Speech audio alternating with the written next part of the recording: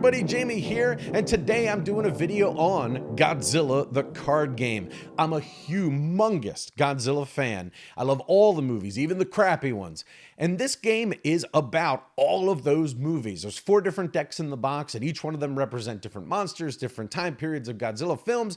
And this video might be geared towards other Godzilla fans who are interested in what comes in this box and what you're gonna get, and did they respect Godzilla, give the man his due. Well, let's get down to it. I'm going to look at each one of those decks, and then in a later video, I'll do a review of the gameplay. So let's do it.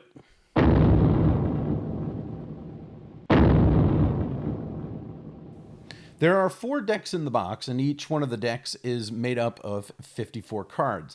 And each one of the decks also is themed after a series of movies or monsters or the monster's abilities.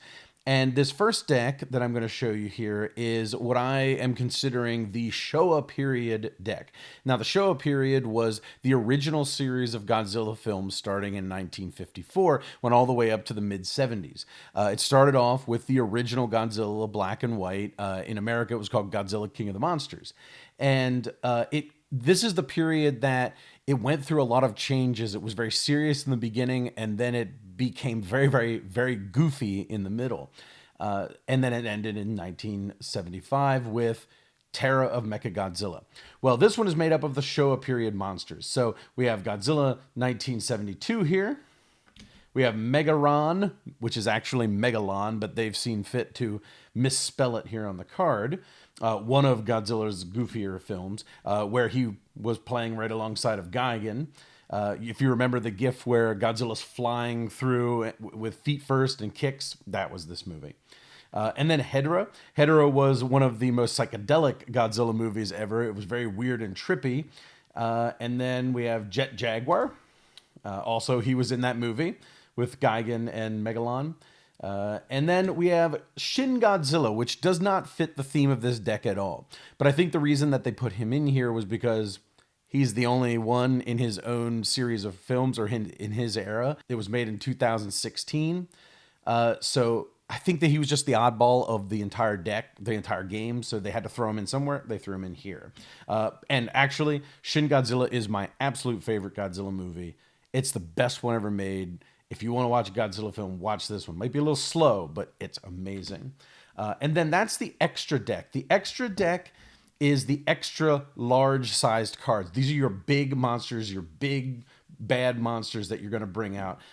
Whereas the smaller deck is obviously your just straight deck of monsters and action cards. And like I said, there's 54 cards in each one. Of course, we have Godzilla 1954. This is the original monster, the iconic pictures with the subway train in his mouth. Here is 1965. This is from Monster Zero, where he was doing his victory dance there. You always see that gif online. 64 Godzilla. Here we have 71 Godzilla. And then we have a whole cast of other monsters that are famous, like Rodan, Kumanga. And Kumanga is an example of how I love how they spent time with each one of the monsters to try to make them very thematic to how they would actually be in the movies. Kumanga here, when you bring him into play, you choose an opponent's battler, and you tap him. Because Kumanga was famous for his webbing, right? He would shoot web out all over Godzilla, and Godzilla would get all tied up. So this makes sense. The theme makes sense to the monsters that they put them with. The artwork, I want to comment on the artwork here. Some of the artwork I think is a little phoned in. Some of it is absolutely amazing. Because look at Shin Godzilla. Like, that is such an amazing piece of artwork there. It's gorgeous looking. And look there. That ain't the best. So I think some of it, they were rushing a little bit. And then some of the decks, which I think is very interesting, have the different phases of the monster's evolution. Because some of the monsters in Godzilla would start off in one form and evolve over the movie into different forms. Shin Godzilla, the newest movie, actually did that. So in this one, we have the 4 phases of Shin Godzilla here. So we have the first form, which in the movie we never saw. It was only ever underwater. So, of course, the artwork is it's underwater. Then we have the second form. He's internet famous for looking goofy. But when you watch the movie, it's kind of terrifying the way he looks in that goofy way. and then he goes to his third form, and then finally to his final form where he was a massive powerhouse. And again, just absolutely gorgeous artwork for the ones that they spent time on. And then there are the action cards, and there are 4 different types of action cards in each one of the decks, but you get 3 copies of each, right? So that's the abilities of the various monsters, the heat ray, and, you know, sometimes it's just events that may have happened in the movies, right? So that is what I call the Showa period deck with Shin Godzilla involved. Let's move on to the next one.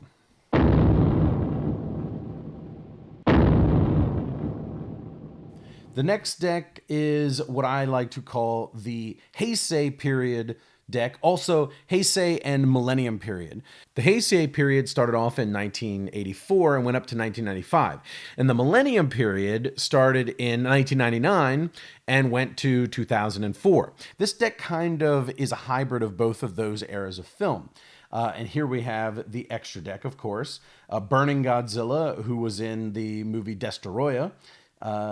We have Godzilla 2000. So there's 2 different eras of Godzilla in this one, the Heisei and the Millennium period here. Then we have Orga and Biollante. Biollante, I love Biollante. I think he's one of my favorite Godzilla monsters. Just this gigantic plant that just has tentacles and spits acid. It's amazing. Space Godzilla. And of course, one of the best Godzilla creatures ever, one of those toughest foes, Destoroyah. Beautiful, beautiful. And I love the artwork. Gosh, look how great the artwork is. I just think that it's so evocative. They did such a wonderful job with the art on these cards. Most of them, like I mentioned in the last one there, some of them are a little phoned in. So then you have the deck, of course.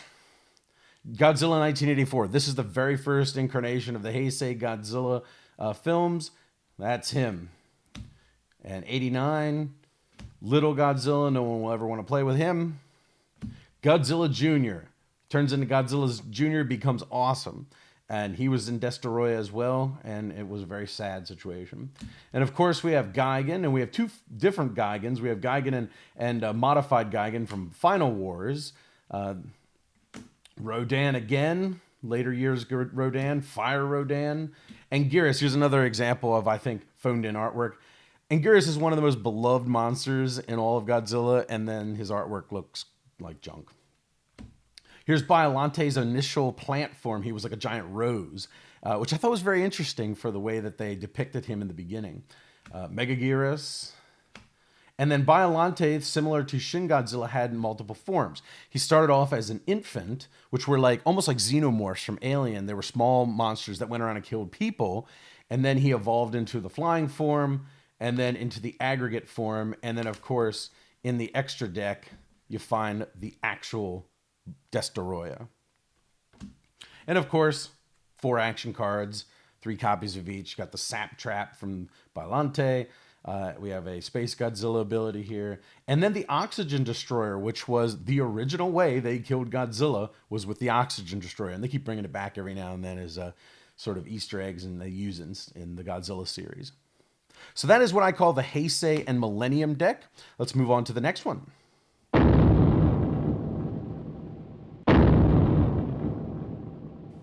These next 2 decks break from that theme, the Showa period and then the Heisei and the Millennium period decks.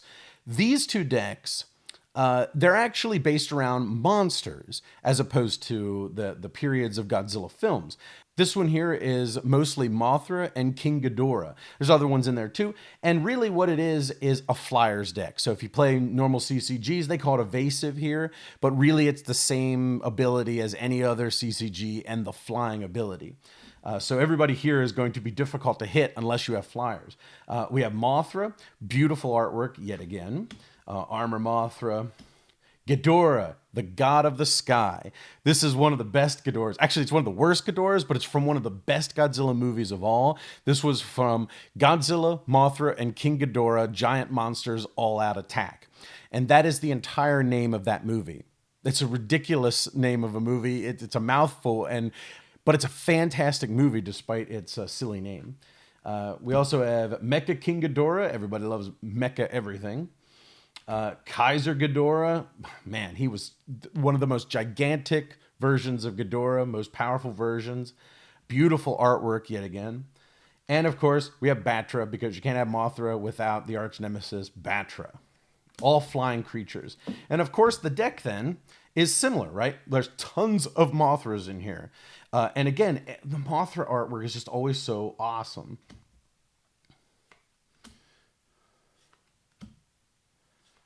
Tons of Mothras. I mean, holy cow. Some of these I don't even remember. Like some of these movies I don't, maybe I watched once and don't remember any of them. And we have the Mothra larva form, and we have the primitive Mothra. And then we go to King Ghidorah. Everybody loves King Ghidorah.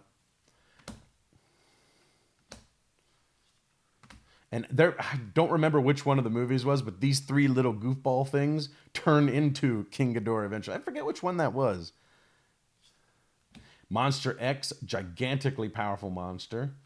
And there's Batra in his larva form. And then, of course, we have the action cards. Mothra's Theme is a card that you can play. King Ghidorah's Gravitational Beams. And then, of course, an Awakening card with a giant peanut. Well, it's a, not a peanut. It's a cocoon. All right, next deck.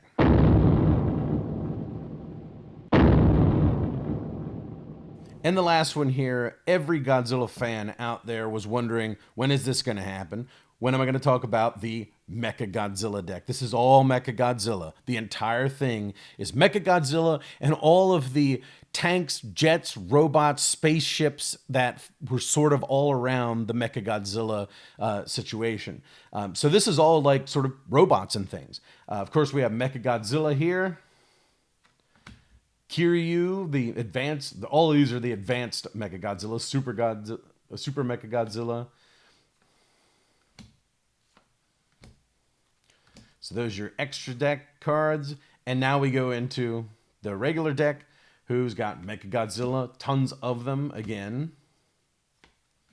One of my favorite cards here is False Godzilla. In the original movie with MECHAGODZILLA, Godzilla was running around rampaging. And when they would shoot him, pieces of him would fall off and you see metal underneath. It was MECHAGODZILLA underneath a Godzilla suit. And they have a card for that. And I'm so happy that they do. That's awesome. So we have other characters that sort of were around the MECHAGODZILLA. See, now he was in the Showa era deck as well. And the artwork on here is beautiful, whereas the artwork in that one is terrible. Anyway, so now we get into like the tanks and jets and things. So it's kind of cool that you can play a deck that has all of this kind of stuff in it. The Star Falcon. Super X series. We have the Super X3 and the Super X2. And then, of course, this is my favorite piece of artwork almost, I think. I think this artwork might be the best in the entire thing. It just looks so cool, man. You want to shoot that Absolute Zero Ray. Cool. That's it. Those are the 4 decks for the Godzilla card game. All right, everybody, that was the 4 different decks inside the Godzilla card game box. And in the next video, I'm going to do a review of the gameplay and see what it's like to play. And until then, have a good one, everybody. Thanks so much, everybody. If you've enjoyed this video, please do us a giant favor by subscribing to the channel and clicking that wacky bell icon. If you're into board games, miniatures games, role-playing games, we have a bunch of audio podcasts you might enjoy. You can find those at thesecretcabal.com or on iTunes and Stitcher.